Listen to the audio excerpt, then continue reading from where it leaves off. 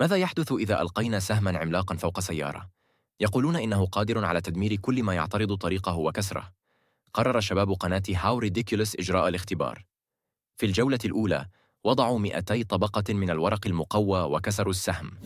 بمجرد أن يصطدم السهم بالكرتون فإنه يعبر كل الطبقات وكأنه لا شيء. ثم يحضرون إطار جرار عملاق ويعلقون السهم ويسقطونه. عندما يصطدم الإطار يعبر الطرف المدبب المطاط السميك ويضغط عليه الوزن. الآن قرروا التحدي بدراجة رباعية الدفع.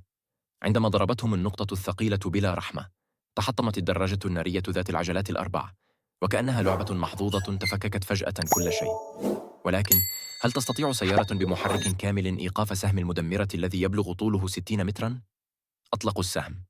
في لحظة الاصطدام تكون بطارية السيارة متقاطعة من الأعلى إلى الأسفل، وتبدو وكأنها بالون طائر، مما يدل على أن المسكين هو من يتحدى السهم.